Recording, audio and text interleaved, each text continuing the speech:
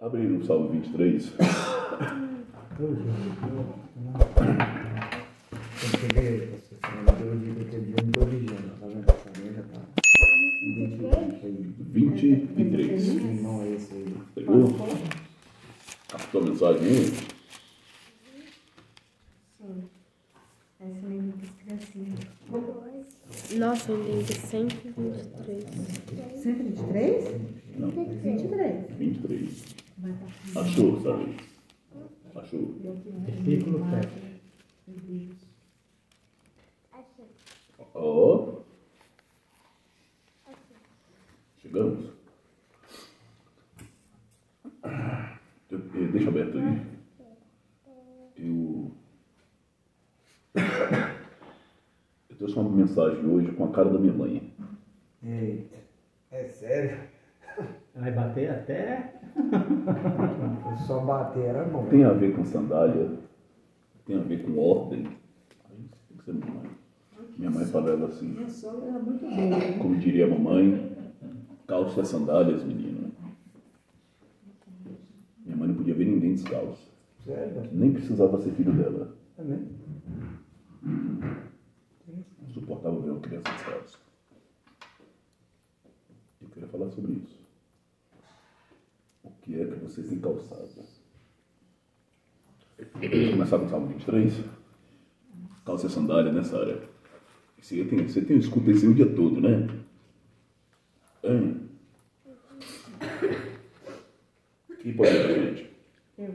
Pode lá. Tem que ser outra pessoa que ninguém pode usar a voz. Amém? Amém. Salmo 23. O Senhor é o meu pastor, nada me faltará. Ele me faz repousar em pastos verdejantes. Leva-me para junto das águas de descanso. Refrigera minha alma. Guia-me pelas veredas da justiça, por amor do seu nome. Ainda que eu ande pelo vale da sombra da morte, não temerei mal nenhum, porque tu estás comigo. O teu bordão e o teu cajado me consolam. Prepara-me uma mesa na presença dos meus adversários. Unge-me a cabeça com óleo, o meu cálice transborda. Bondade e misericórdia certamente me seguirão todos os dias da minha vida, e habitarei na casa do Senhor para todo sempre. Amém. Amém. Presta atenção no que eu vou falar. Se eu ler o Salmo 23 como uma criança, vou achar que o Senhor é o meu pastor e nada me faltará na perspectiva da satisfação da minha necessidade e da contemplação dos meus interesses. Para minhas netas, eu sou o homem mais rico do mundo. Eu lembro até hoje o dia que Dara e Júlia deu um show lá dentro do mercado, que tinha um carro lá de promoção. Elas chegaram, viram o carro vermelho. Vou, compro o carro. Eu, amor, esse carro é para promoção. Não, vou, compra. Não tem dinheiro não. É só passar o cartão. Para elas, o fato de você ter um cartão é o suficiente para você comprar qualquer coisa. Então, para elas, a gente não mora bem porque eu não quero. A gente não viaja mais porque eu não quero. Eu tenho cartão. Então, quem lê esse salmo nessa perspectiva de criança, nunca vai crescer, vai continuar sendo um menino na fé, achando que Deus é um supridor dos seus interesses pessoais e nada mais. Então, há uma forma de ler o Salmo 23, que é achar que o nada me faltará, aí o fato de que Deus não vai satisfazer a minha necessidade e contemplar o meu interesse. E que a minha vida não vai ser louvar a Deus para sempre e que eu estou sempre deitado num pasto verde, bebendo água na maior tranquilidade. Não é isso que o Salmo está dizendo. O Salmo revela que essa é a primeira e menor fase da nossa vida. Escuta, o Salmo revela que esta é a primeira e a menor fase da nossa vida. Todos nós passamos por isso. Nosso começo de fé, a gente não podia nem pensar numa oração, que tudo era respondido de uma maneira tão simplificada. É só momentâneo.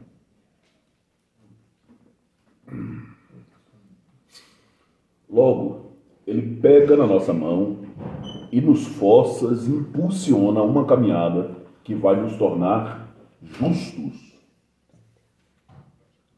A fé não é para que eu viva como crente. A fé não é para que eu viva como crente. A fé é para que eu me transforme num justo. Hebreus capítulo 11. Se você parar e analisar com um pouquinho de calma, você vai ver que existe uma diferença entre a fé e a justiça. Mas todos aqueles que alcançaram a justiça, eles não ficaram somente acreditando.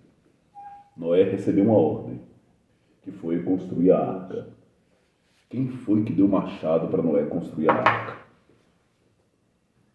Ele acreditou que aquela voz estava falando com ele e ordenando. Mas foi o acreditar que tornou Noé justo? Não. Foi o exercício do cumprir a obediência que levou ele a uma realidade de justiça. Abraão, antes do Abraão, a mesma situação. Sai da terra da tua parentela é um ato de fé. Mas andar em cima daquela realidade o levou para uma realidade de justiça. Então, vou repetir. A fé... Perdão. Porque quem vive da fé não é o crente. Perdão. A fé não é para que eu viva como um crente. A fé é para que eu me transforme num justo. Então, seja racional na sua fé. A sua fé precisa te levar à justiça. Você acredita na palavra? De verdade? Você acredita no texto onde Deus ordena que você ame os seus inimigos? Então, você acreditar nisso é uma coisa. Te levar à justiça é quando o inimigo estiver do seu lado e você colocar isso em prática. E aqui vale ressaltar uma fala. Amor não é sentimento. Porque sentimento, dependendo da música que a gente tiver no ambiente, esse sentimento se transforma. Dependendo do clima, o sentimento se transforma. Amor precisa partir de uma realidade de obediência. E por que nós não amamos? Porque nós não sabemos o que é obediência. Nós ainda não fomos batizados dentro desse tonel extraordinário da obediência. Porque quem vive da fé não é o crente. O crente vive da crença. E a crença diz que a vida vai ser sempre água tranquila e passos verdejantes. E tem muita gente, crente, vivendo da crença, e a crença é: a sua vida vai ser essa prosperidade, a sua vida vai ser um mar de rosa. Aceite Jesus que você vai ver que você vai isso. Isso é crença. Fé no mundo, tereis aflição. Tem de bom ânimo. Eu venci o mundo. Então existe uma diferença entre fé e crença. E vamos corrigir isso no nosso meio. Vamos corrigir isso em nós. Nós não podemos ser crentes da crença. Nós precisamos aprender a viver por fé. E a fé que vem única, originalmente, da palavra. A fé, se não vier do resultado da palavra, não é fé. Não é fé. É qualquer crença. É qualquer filosofia. Menos fé. A fé é para que eu aguente a caminhada que vai me transformar em justo. O irmão não estava lá deitado nos verdes pastos. De repente o texto vem dizer sobre o negócio de um vale da sombra da morte. Então você ter fé deitado com a água boa, tá fácil, gente. Dentro dessa estrutura de zona de conforto que nós temos, ok. E quando transicionar isso daqui? Você continua acreditando? O Senhor continua sendo seu pastor quando Ele te leva para esse ambiente de transformação, de ressignificação, esse ambiente de embate? Está conseguindo entender até aqui? Por isso que quando o Salmo está dizendo nada me faltará, no sentido de eu me tornar uma pessoa completa, e a pessoa se torna completa quando ela cumpre o seu propósito. Arlete veio nessa terra para quê? o Senhor não vai faltar com você para você cumprir o propósito que Ele estabeleceu na sua vida. Você tem um propósito. O Senhor não vai faltar em você no propósito que Ele tem, para que você cumpra, para Ele cumprir na sua vida. Então, não é no campo da meninice, não é na estrutura filosófica de uma criança de pouca idade que acha que ele chega e pede para o pai qualquer coisa. E nós temos uns pais meia boca nesse tempo, que o menino bate o pé no chão e ele tem tudo. Vale ressaltar que um dia desse eu estava na casa, me chamaram para poder atender uma família, e o menino estava lá querendo dar uns tapas no pai, porque ele não queria ir para Disney de novo. E eu lembrei dos cantores do Ébano, o Leva eu também quero ir. Então não é dentro dessa perspectiva, não é dentro desse ponto, para você cumprir o seu propósito. O que é que você precisa para cumprir o seu propósito? E isso Deus vai colocando em suas mãos. Conforme você for caminhando e for crescendo, tudo que você necessita para o seu propósito vai chegando. Está conseguindo entender até aqui? Amém. Mesmo? Então o Senhor é meu pastor e Ele vai me levar para uma caminhada de transformação até que eu me torne aquilo que Ele me fez para ser, que é ser justo. Olha para a vida do Edson, e Deus está construindo no Edson a manifestação da justiça dele.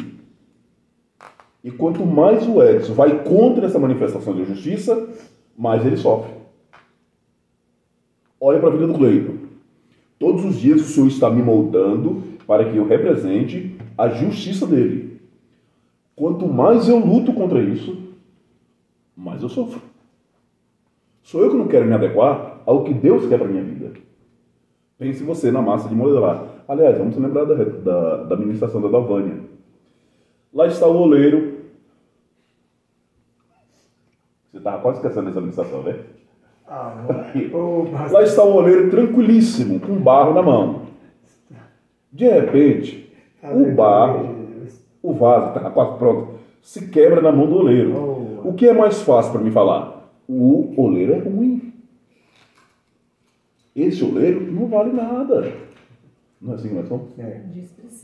O texto não chega lá na frente e diz assim: pode o vaso chegar para o oleiro e falar assim: olha, me transforme desse jeito, que eu não gosto de ser assim? Então, é justo o Paulo chegar para Deus e falar: Deus, eu não quero ser justo na sua medida. Tem como eu ser justo na minha medida, que é melhor? Eu consigo me adequar melhor? Faz sentido uma oração dessa? Não. O Senhor vai ser o seu pastor e nada vai te faltar dentro desse patamar? Eu sou um cara desobediente. E Deus me manda fazer as coisas e não. A minha resposta é sempre não. Eu nunca faço, eu nunca concordo com nada de Deus. Para que é? Eu vou colocar os meus joelhos no chão, orando para Deus me abençoar dentro desse patamar de desobediência do qual eu estou querendo viver. Vocês não acham que é um nível de tentativa de afronta diante de Deus? Então, primeiro ponto: deixe de ser menino. Cresça. O Salmo 23 é para adulto. Você já cresceu na fé.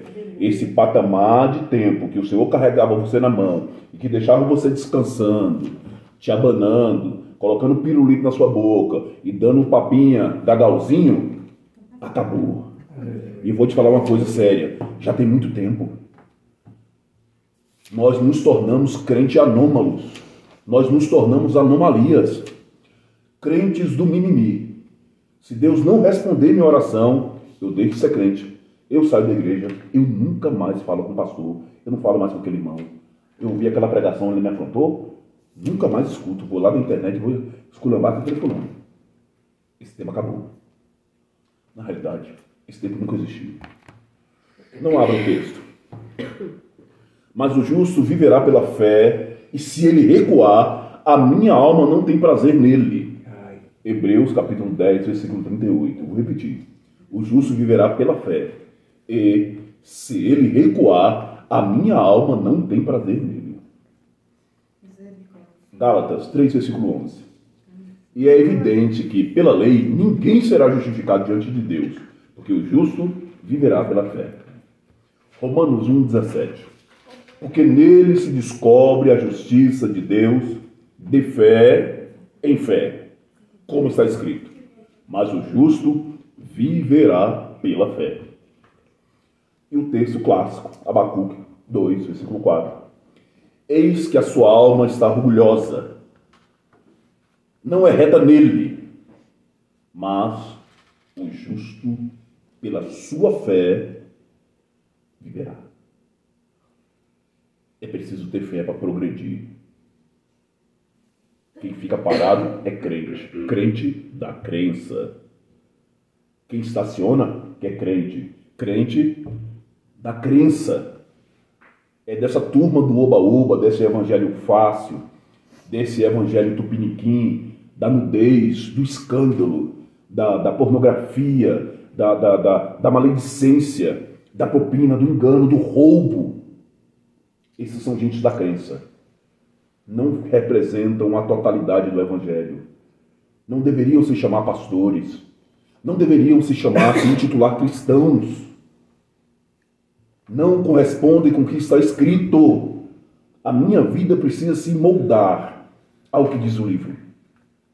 Escrevi um texto e mandei esses dias, falando da percepção que eu tenho de ler e ver a cada dia esse verbo encarnado tomar representatividade de dentro de mim para fora, no chão da vida, como eu gosto de expressar sempre.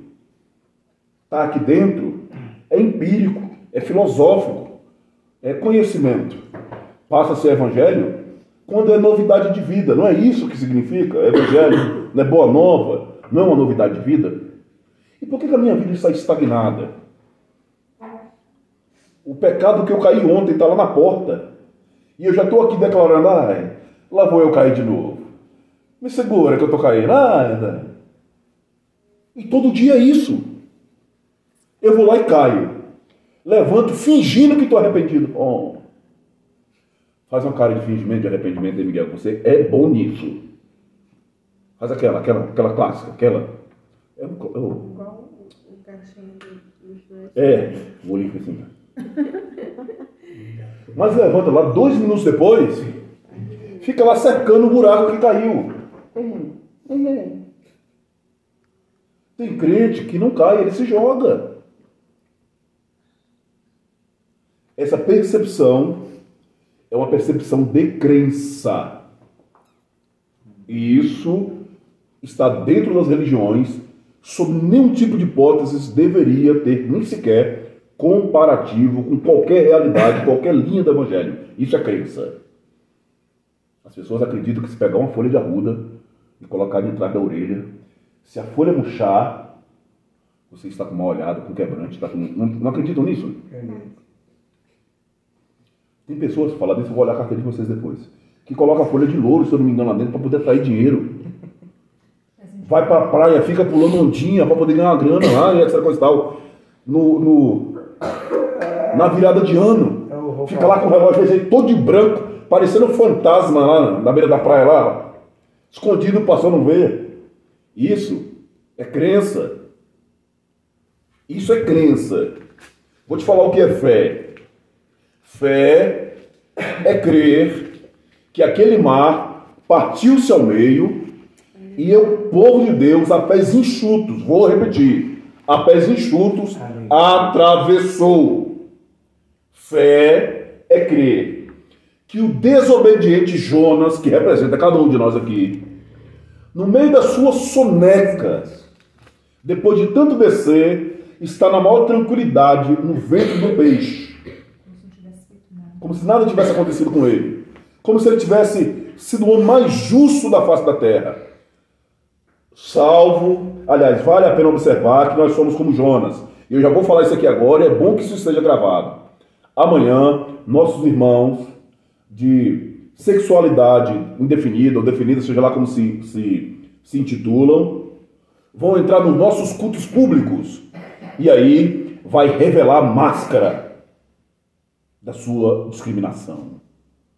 Porque você acha que Deus te deu o poder de transformar as pessoas. E o poder que te foi conferido foi de anunciar o evangelho a toda criatura. Eu vou repetir. Toda criatura. Homo, bi, ladrão, político, pastor. crente, da crença ou da fé, se chegar no nosso meio, precisam ser tratados ao pé das Escrituras, com amor. Chegou a hora do ministério dos samaritanos. Eita glória.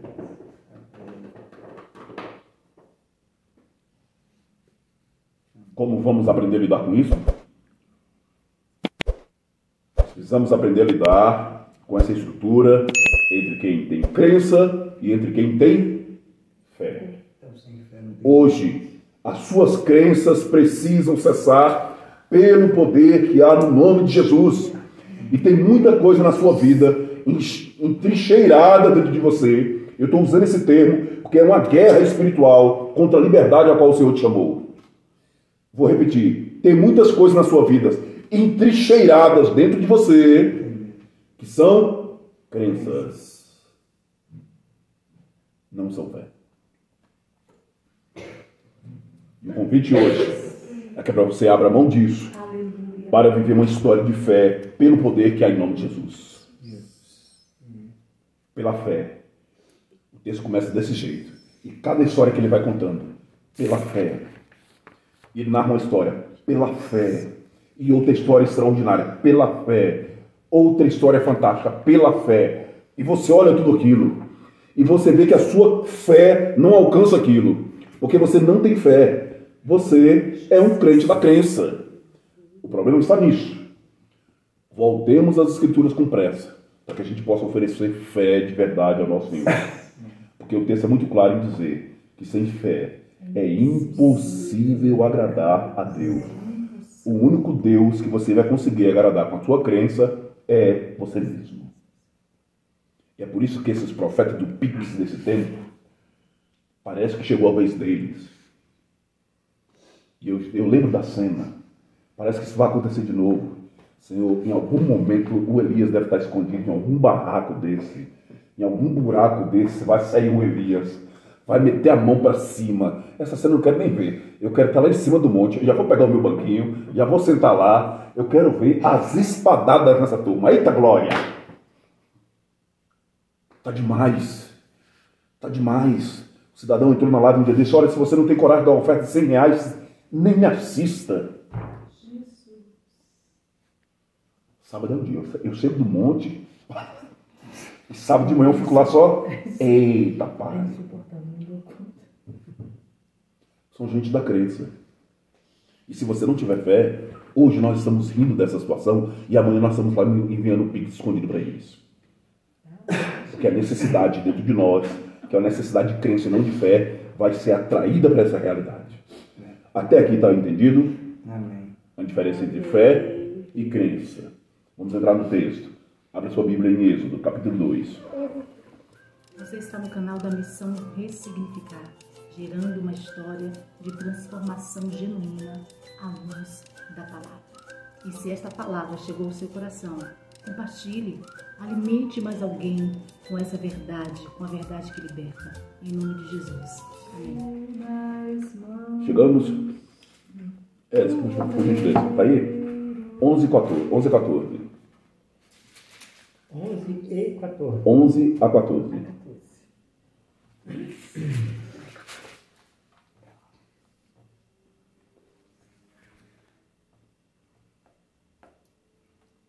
Naqueles dias, sendo Moisés já homem... Espera só um pouquinho. Preste bem atenção nessa fala. Eu quero chamar a sua atenção para você ter percepção bíblica. Nós temos um problema do entendimento da palavra pela necessidade que nós temos de ter leitura adequada. Não tem nada sem propósito nas Escrituras. Então, Moisés, já homem, implica que ele não é mais esse menino que nós estávamos falando aqui agora. Você consegue entender isso? Não faz mais parte daquela turma do mimimi, do etc, coisa e tal, que a gente estava comentando aqui agora. Tem uma série de outros fatores nisso, mas em outro momento a gente chega lá. Continua isso. Saiu a seus irmãos e viu seus labores penosos. E viu que certo egípcio espancava um hebreu, um do seu povo. Olhou de um lado e de outro, e vendo que não havia ali ninguém, matou o egípcio e o escondeu na areia.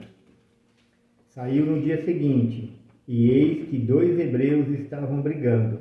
E disse ao culpado: Por que espancas o teu próximo?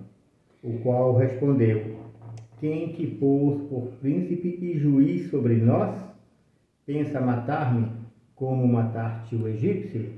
Temeu, pois, Moisés e disse: Com certeza o descobriram. Então, preste bem atenção. Moisés já é homem, ele vê aquela situação, ele quer fazer uma espécie de justiça com sua própria mão. Ele vai lá e eu até falei com o irmão. O irmão foi muito cara de pau. Ele chegou a pedir para eu poder orar pela vida dele, eu orei, daqui a pouco ele chega: Pastor, Deus está me prosperando, pode ficar tranquilo que eu vou abençoar a sua vida. Eu abri uma funerária, não quero sua bênção não, tá? Quando você morrer, pode falar pro pessoal lá. Você copiou minha fala? Você lembra que eu falei com você? Você é um profeta mesmo. Quando você morrer, você pode lá falar: Não, pode ficar tranquilo que eu não vou correr. Eu não quero essa bênção tão cedo. Então Moisés foi lá, matou o egípcio, deu uma olhadinha para um lado e para o outro para ver se o Paulo não estava vendo, se o Edson não estava vendo, se o pastor não estava de olho. E nós somos assim. Nós somos desse jeito. Se nenhum daqui estiver vendo, para a gente se torna até lícito. Ele vai lá, mata, e planta ele lá e pronto, fica por isso mesmo. Até alguém chegar e descobrir. O fato, e que eu quero chamar a sua atenção nisso aqui, é para você. Vai lá no capítulo 3, e alguém lê para mim de 1 a 5 do capítulo 3. Êxodo também. Êxodo também. E apacentava Moisés o rebanho de Jetro, seu sogro, sacerdote em Midian, e levou o rebanho atrás do deserto e veio ao monte de Deus, a Horebe. E apareceu-lhe o anjo do Senhor em uma chama de fogo, no meio de uma sarça, e olhou. E eis que a sarça ardia no fogo, e a sarça não se consumia. E Moisés disse: Agora me virarei para lá e verei esta grande visão, porque a sarça se não queima. E vendo o Senhor que se virava para lá, a ver, bradou Deus a ele. E vendo o Senhor que se virava para ver, bradou Deus. Para ver aqui, nesse ponto aqui. Por que Deus não gritou com Moisés antes dele matar o egípcio? Ou depois que ele matou o egípcio? Deus não falou nada com ele. Moisés tirou a vida de alguém e Deus ficou calado. Moisés foi lá e cavou um buraco e Deus calado. Mas de repente, esse mesmo Moisés está olhando uma realidade que ele vê todos os dias. O que chamou a atenção foi a anormalidade, a resistência que aquela sarça tinha. Ele está deixando claro que aquela sarça ardia, mas não se consumia. Eu consigo entender que ver sarça pegando fogo é comum para Moisés. O que chamou a atenção, porque ele olhou para essa sarça agora, ela está queimando. Daqui a pouco ele vem aqui, mexe com a ovelha, meia hora depois vê, olha, a mesma sarça está queimando. Ele continua mexendo com a ovelha. Uai. Isso chamou a atenção de Moisés. Quando ele vai chegando lá, Deus pega e dá um grito. Fala o grito que Deus deu. Bradou Deus a ele do meio da sarça e disse: Moisés, Moisés. E ele lhe disse: Eis-me aqui. E disse: Não te chegues para cá, tira os teus sapatos de teus pés, porque o lugar em que tu estás é terra santa. Primeiro ponto, antes de eu entrar no que eu quero falar. Moisés viu que a sarça estava ardendo sem se consumir. E já foi um sinal, um milagre sem precedente. Quando ele chegou lá perto, a sarça falava. já proporciona uma realidade que vai muito além. E nós temos vivido isso. Só que quando Moisés foi cobrado, ele foi cobrado para poder tirar as sandálias dos pés, porque o lugar que está ali é santo.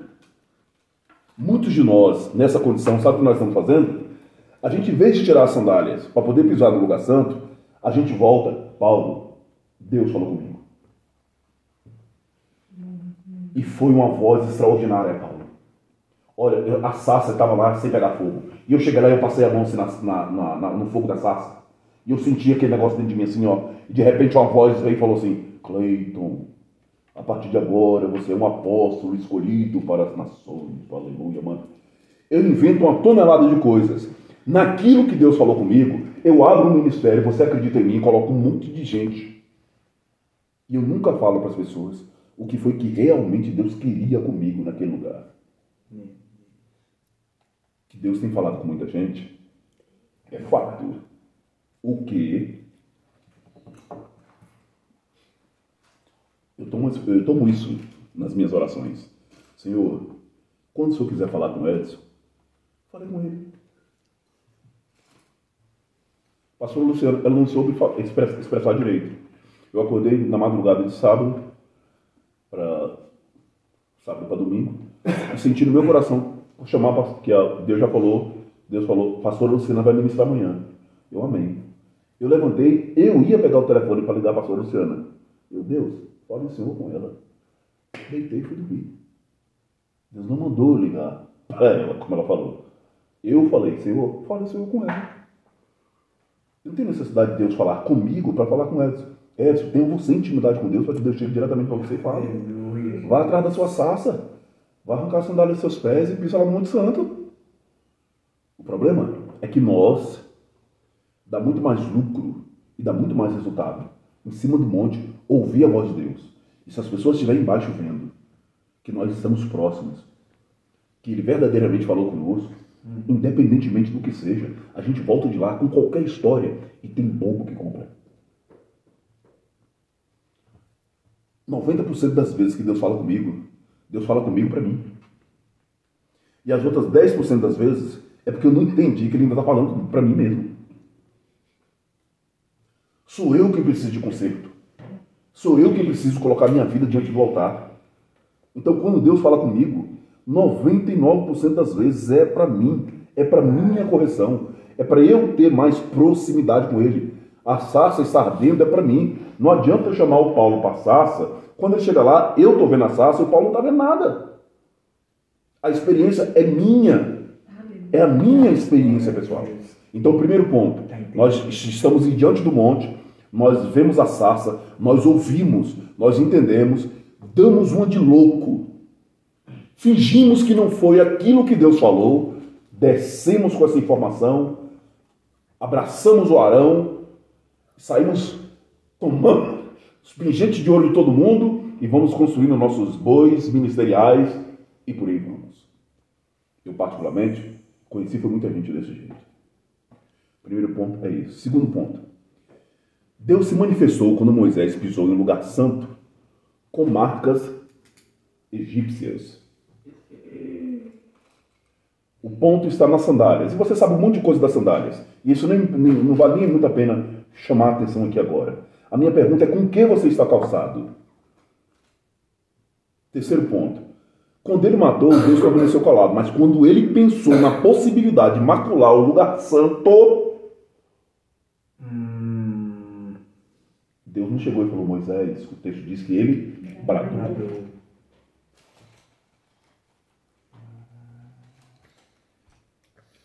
Sem envolvimento com a obra e o reino, tenha a vida que você quiser. Se envolveu com a obra e o reino, entenda que o dono do rebanho tem exigências. Quer levar a sua vida pecaminosa, quer viver os seus festins licenciosos, se afaste da obra e vá viver. Não tem compatibilidade a vida egípcia, os trajes egípcios e nem tampouco a sandália egípcia com o reino do qual o Senhor tem chamado. Tem que abrir mão, tem que ter renúncia. Aquele que quer, pois, vir após mim, negue-se a si mesmo. Negar o Edson é fácil, gente, dou conta. Eu fico de mal com ele, corta aqui, a gente corta aqui e fica sem se falar. Belém, Belém, nunca mais tô de bem. Eu quero ver eu aqui, ó. Ei, Miguel, eu negar minha vontade. Eu tô com vontade de fazer isso e eu chegar para mim mesmo e falar não. Ele chegar para mim e falar não. Eu tá com recurso na mão para poder comprar o que eu quero. Comprar o que eu quero. Fazer o que eu quero com aquele recurso. Saciar a minha vontade. E ninguém vai ficar sabendo se eu vou ou não ajudar a vida da outra pessoa ali.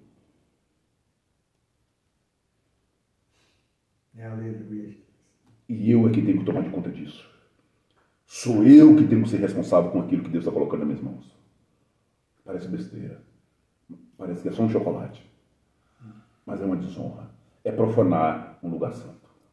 Então vou repetir isso. Sem envolvimento com a obra e o reino, tenha a vida que você quiser. Irmãos, eu não me assusto com a vida do outro lá fora. Foi um tempo que a notícia do jornal me chocava. Foi um tempo. Isso é normal, gente. Isso é comum. A pessoa sem Cristo vive isso mesmo. O horror sou eu. Gente, pastor Cleito estava lá em cima do trio elétrico com a sainha todo pintado de coloridinho. Isso sim é o horror.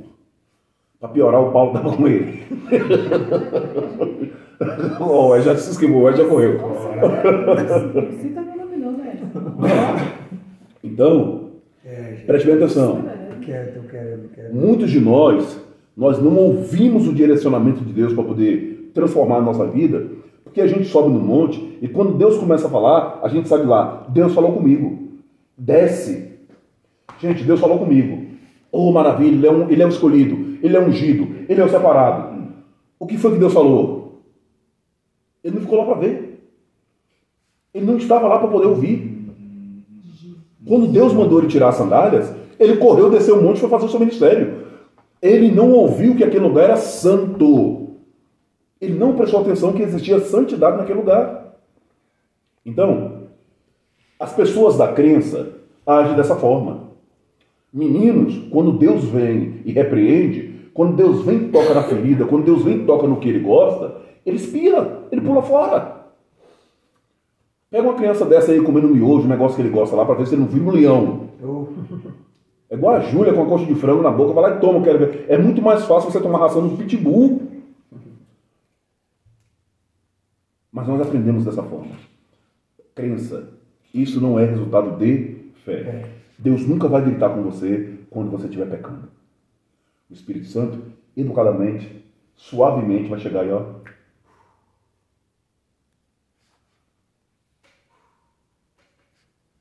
Você está lá matando um irmão. Tiago 3 diz, se você não controlar a sua língua, isso mata, dá facada, dá golpe de karatê, mata com a tiro de fuzil. E a lingona lá, pá, e o Espírito Santo só assim, ó. Brisa suave. Mas na hora que você toca nas coisas dele, que são santas, na hora que seus pés com marcas egípcias começam a querer se adentrar para a realidade da santidade, ele vai bradar no teu ouvido. Ele vai gritar ao ponto de você estremecer, de você não conseguir ficar de pé. Porque Deus tem responsabilidade com as coisas dele que são santas.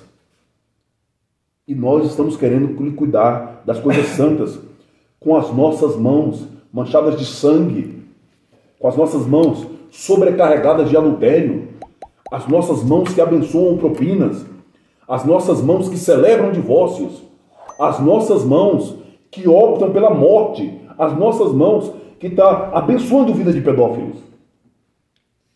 Nós não somos o povo da crença. Nós precisamos ser o povo da fé. Aleluia. Ontem, com pressa, urgente. Isaías 52:7. Enquanto eu leio Isaías, pode abrir lá em Efésios 6. Quão formosos são sobre os montes os pés do que anunciam as boas novas, que faz ouvir a paz, que anuncia o bem, que faz ouvir salvação, do que diz Sião, o teu Deus reina. Paulo, seus pés estão calçados com o quê, Paulo? Quem chegou em Efésios 6? Arlete, como são seus pés? Cristiane, você está calçada com o quê, Cristiane? Como diria a maninha. Calça sandália, menino. Eu tô calçada com tênis. Está calçada com tênis, gatinha? Muito bem. 6. 10 em diante. Isso aqui é para matar a saudade daquele tempo, hein, antes?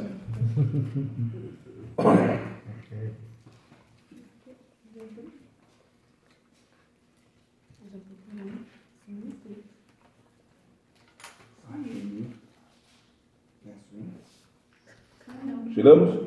10 em diante.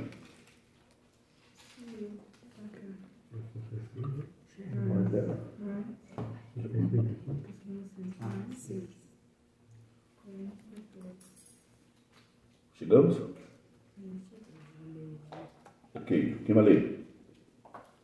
Quanto ao mais, sede fortalecidos no Senhor e na força do seu poder, revestivos de toda a armadura de Deus, para poder ficar firmes contra as ciladas do diabo. Porque a nossa luta não é contra o sangue e a carne, e sim contra os principados e potestades, contra os dominadores deste mundo tenebroso, contra as forças espirituais do mal nas regiões celestiais. Portanto, tomai toda a armadura de Deus, para que possais resistir no dia mau e, depois de terdes vencido tudo, permanecer inabaláveis. Estais, pois, firmes, cingindo-vos com a verdade e vestindo-vos da couraça da justiça. Calçai os pés com a preparação do evangelho da paz, embraçando sempre o escudo da fé, com o qual podereis apagar todos os dardos inflamados do maligno. Tomai também o capacete da salvação e a espada do Espírito, que é a palavra de Deus, com toda oração e súplica, orando em todo tempo, no Espírito, e para isto vigiando com toda a perseverança e súplica por todos os santos. Cristiane, lê o versículo 15, por favor. E calçados aos pés na preparação do Evangelho da Paz. Arlete, versículo 15. Calçados os pés na preparação do Evangelho da Paz. Paulo. E calçados os pés na preparação do Evangelho da Paz. Miguel. Só repetir, Miguel. Você já sabe. Já ouviu 10 vezes. E calçados os pés na preparação do Evangelho da Paz. Monique. Calçai os pés com a preparação do Evangelho da Paz. Ana Vânia. Calçai os pés com a preparação do Evangelho da Paz. Seus pés têm marcas egípcias? Ou já caminha numa realidade de quem está ao menos tentando se preparar em calçá-lo com o Evangelho da Paz? Essa jornada, essa caminhada, esses passos que você tem dado, representam o que diante do rei? Preste bem atenção no que você acabou de ler. Tem muita gente querendo lidar com este manual de guerra, com as sandálias que Moisés tinha, mas um monte.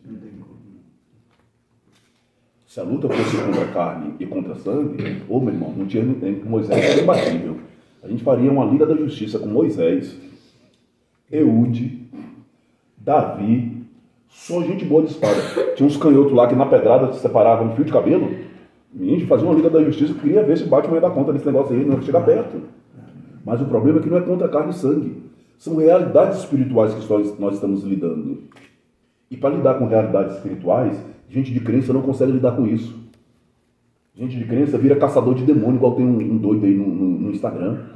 Gente de crença fica fazendo esses negócios, essas loucuras que o pessoal fica fazendo aí, caindo dentro de cisterna, vendendo tijolinho, vendendo água ungida de Israel, vendendo azeite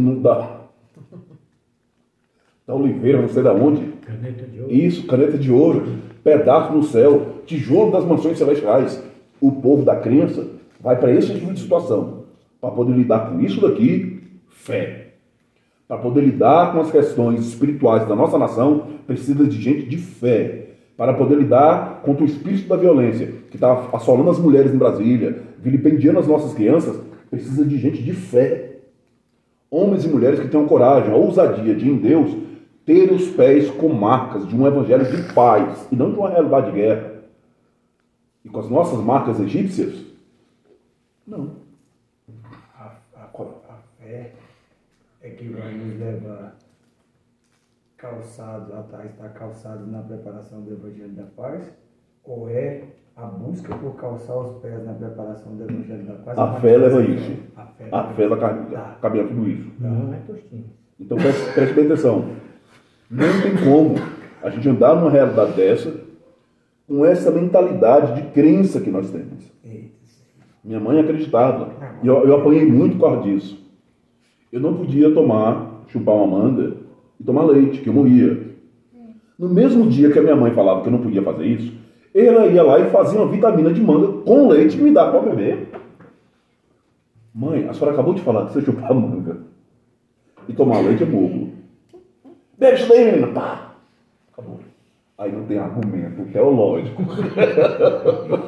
Não tem filosofia nem mentalidade quântica que consiga equacionar esse problema. Nem da minha mãe.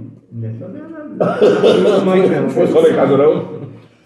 Ela tinha essa realidade de uma crença. Isso não era fé. E nós estamos lidando exatamente com essa realidade. Alguém abre texto pra gente aí em Ruth, capítulo 4, versículo 7 e 8. Quem chegar primeiro pode abrir.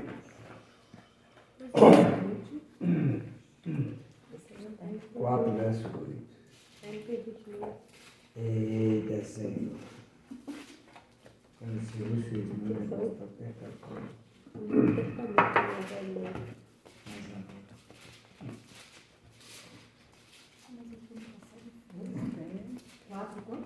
Quatro, 7 e 8. Pode ir. Este era outrora o costume de Israel, quanto a resgates e permutas. O que queria confirmar qualquer negócio, tirava o calçado e o dava ao seu parceiro. Assim, se confirmava o negócio em Israel. Disse, pois, o resgatador a Boaz: compra tu, e tirou o calçado. Perfeito. Alguém tem uma versão diferente aí? Primeiro versículo. Está idêntica. Quem tem a palavra remissão? Peraí, está idêntica. Tem remissão. Havia, pois, já de muito tempo, este costume em Israel. Quanto a emissão e permuta. O que Deus está falando com Moisés? A linhas gerais. Essa sandália que você está aí, se você continuar vindo para cá, você será o mesmo Moisés que estava lá dentro do Egito. Com esses passos aí, aqui não. Para haver remissão, você precisa calçar uma realidade diferente.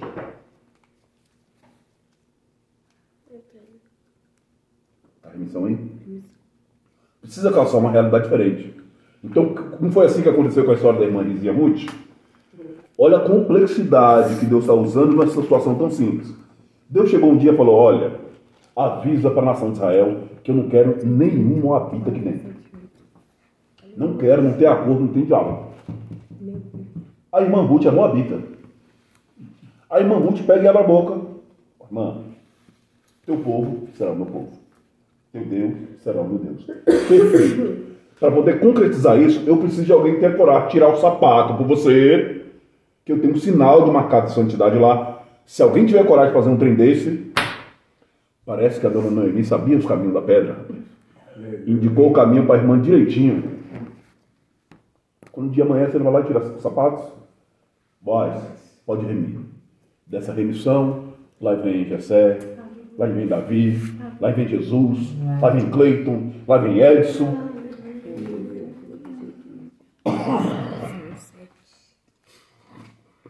Eu quero pegar um outro texto. Só lembrei dele no caminho. Está em Juízes e a gente termina nele. Não esqueça, você está no canal da Missão Ressignificar.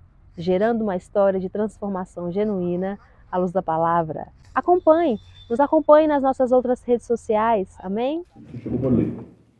Respondeu o príncipe do exército do Senhor a Josué: descalça as sandálias dos pés, porque o lugar em que estais é santo. E fez Josué assim. O começo do capítulo 6. Ora, Jericó estava rigorosamente fechada por causa dos filhos de Israel. Ninguém saía, nem entrava. Então disse o Senhor a Josué: olha... Só até que tá bom. Você acha que Josué foi para Jericó calçado? Lá não era Terra Santa.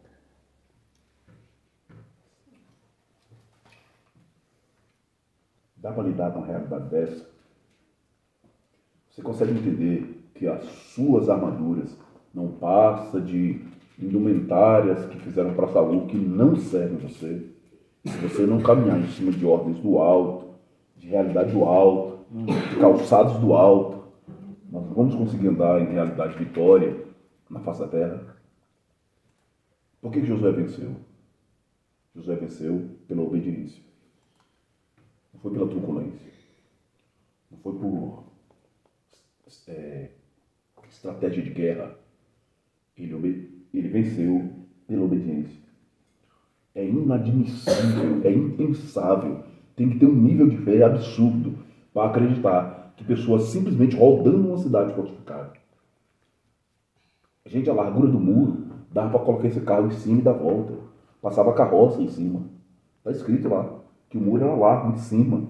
Eles andavam de carroça, dando volta em cima do muro. Imagina a espessura desse muro. Ele caiu sem ninguém usar picareta. Sem ninguém bater a marreta. Como Boaz resgatou a Ruth, como Moisés tirou as sandálias no Horebe, como Josué ficou descalço em Jericó, assim seja convosco. Tiremos nossas sandálias, nos alicercemos a Deus para uma caminhada segura nessa terra em direção ao porvir. Jesus também tirou as sandálias dos seus discípulos, lavando-lhe os pés. Evangelho de João, capítulo 13, versículo 8 a 10. Pode deixar que eu leio. Vou ler do versículo 1 em diante. Ora, antes da festa da Páscoa, sabendo Jesus que já era chegada a sua hora de passar deste mundo para o Pai, como havia amado os seus, que estavam no mundo, amou-os até o fim. E, acabada a ceia, tendo já o diabo posto no coração de Judas Iscariotes, filho de Simão, que o traísse, Jesus, sabendo que o Pai tinha depositado nas suas mãos todas as coisas, e que havia saído de Deus e ia para Deus, levantou-se da ceia, tirou as vestes e, tomando uma toalha, cingiu-se. Depois, deitou água numa bacia, começou a lavar os pés dos discípulos e enxugar com a toalha com que estava cingido. Aproximando-se, pois, de Simão Pedro, que lhe disse: Senhor, tu lavas-me os pés a mim? Respondeu Jesus e disse-lhe: o que faço não o sabes tu agora, mas tu o saberás depois. Disse-lhe Pedro: nunca me lavará os pés. Respondeu-lhe Jesus: se eu não te lavar os pés, não tem parte comigo. Disse-lhe Simão Pedro: Senhor, não só os meus pés, mas também as mãos e a cabeça. Disse-lhe Jesus: aquele que está lavado não necessita de lavar senão os pés, pois no mais todo está limpo. Ora, vós está limpos, mas não todo. Tem uma outra cena que eu lembrei agora, que Jesus pediu para que, chegando numa casa, desejando a paz, se ninguém te devolver a paz, receber a paz volta para você. E quando você sair da cidade, nem a poeira carrega sobre aquele lugar. Cuidado com seus pés. Cuidado com a sua caminhada. O que move você precisa ser fé. Se você tiver fé, eu tenho plena certeza que seus passos e seus pés estarão firmes e seguros. Amém. Mas se for crença, Que o Senhor venha com um balde, com lava-jato, com sal grosso, com ácido, o que for, para nos deixar com os pés limpos para a honra e para a glória do nome de Deus. E a pergunta é, com que os seus pés estão calçados? Há uma realidade que tem marcas egípcias ainda? Será que ainda nós não estamos querendo matar e esconder, mesmo estando nos aproximando de um ambiente de santidade? Será que quanto mais nós crescemos como missão ressignificar, nós não deveríamos ter uma postura de abandono de determinadas caminhadas nossas? E ter muitos pés nossos que os nossos dedos denunciam. Eu não sei por que eu fui ouvir a Gleice nisso. A Gleice um dia dele chegou, pai, você precisa prestar atenção nos status do crente. Um dia desse, eu até falei para ela aqui, a Rebeca curtiu um negócio lá, nosso irmão lá também, nosso irmão pastor, ele está lá na... Peraí, olha você aqui, que eu estou acreditando que o irmão que está aqui é isso aqui mesmo. Era. Então os nossos pés hoje... lá lá. A Eva depois da queda. Nós temos sentimentos em nós. Se a gente não tiver coragem de chegar diante de Deus e confessar, se esse sentimento tivesse uma forma física, como o Dorian, seria um monstro. Nós pensamos coisas que é incompatível o texto que diz que nós temos a mente de Cristo. Dê uma fechada no trânsito, você vai ver como é que o Cleiton fica um ninja americano. Ei, deixe de ser o povo da crença. Aceite Jesus como seu único e suficiente Salvador hoje. Se você ainda não fez essa confissão pública, eu sei que você já fez. Eu falo aqui dentro de você, dentro da sua alma, dentro de quem você verdadeiramente é. Se a sua confissão por Jesus foi apenas palavra jogada ao vento, isso precisa ser interiorizado dentro de você. Receba uma nova vida em Cristo hoje. Receba novos passos, pés limpos e lavados pelo poder que há no nome do nosso Senhor, Redentor e Salvador Jesus Cristo. Que Ele venha curar a alma, que Ele venha curar feridas, que Ele venha trazer lembranças de pecados passados, para que possa haver uma confissão, uma remissão pelo poder que há no nome e no sangue do nosso Senhor, Redentor e Salvador Jesus Cristo. Que os nossos olhos possam ser abertos para a verdade da palavra, para que verdadeiramente nós venhamos ser gente, ser povo da fé, homens e mulheres do abraço, da comunhão, da mesa, do partir do pão, não mais da gritaria, das mortes, das iras, das contendas, dos exibicionismos, dos achismos, que nós possamos ser um povo da simplicidade, do derramamento do poder sincero e verdadeiramente de Deus, que nós possamos voltar a ser o povo da Bíblia, homens e mulheres que são firmados no Evangelho, firmados na palavra, que verdadeiramente o amor de Cristo venha nos constranger e que nós nunca mais venhamos querer tomar a tarefa que é do Espírito Santo, de que é convencer os outros. A nossa missão única é viver e anunciar o Evangelho de Cristo a todos os povos, a todas as nações e todas as raças. Que nunca mais nós queremos chegar diante da santidade do nosso Senhor com as nossas marcas egípcias, com as nossas sandálias adornadas, por mais que tenham a cara de ouro e que sejam bonitas, representam pecados, representam quedas, representam enganos, representam mortes. E o Senhor está chamando cada um de nós para um ambiente de vida. Pelo poder que há no nome de Jesus, receba vida. Pelo poder que há no nome do nosso Senhor, Redentor e Salvador Jesus Cristo, receba vida. Pelo poder da cruz, receba vida. Seja transformado pela mensagem da cruz, pelo poder da cruz, no nome do nosso Senhor, Redentor e Salvador Jesus Cristo, a quem honra, glória, domínio, poder e majestade, hoje e eternamente. Amém, amém, amém. E que Deus abençoe.